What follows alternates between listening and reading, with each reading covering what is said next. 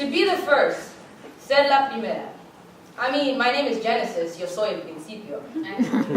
I know what it's like to be the first. The first to feel the difference between new books and hand-me-down ones, to smell their bitter scent and the scent of money like mothballs painted in the halls on the walls of crystal classrooms. On the face of my professors, their smiles might be free, but my education is not. Because I remember what it was like fearing the day I fell in love with a school, knowing I was up against vacant pockets, wallets, even the space underneath the mattress. Spaces that were never filled to begin with. To see my eyes, las de mi madre, even my older brothers looking back at me with rulers that are higher than my hands and my accomplishments than my dreams can reach. Well, I am being measured. I am being depended on. I am the savior because I am the first.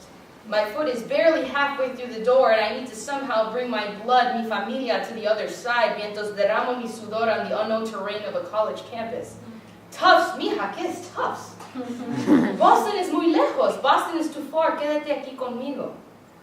I remember applying to every single grant application there was because I didn't have another choice. I take food from the dining halls. I'm the Tufts free cycle thief. I sell clothes that aren't mine. I sit in libraries for hours reading the books I can't afford, scanning hundreds of grayscale pages at 2 a.m. because maybe then I can finally go to sleep in my dorm because I cashed that in too.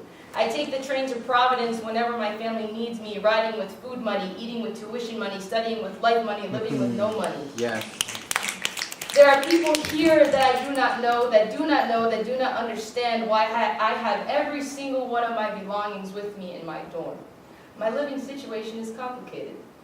How does it feel like to be abandoned, they ask me, but they don't know that my mother deserves every single bit of the warm North Carolina sun if she wants it. Because there are people I love who have also been the first.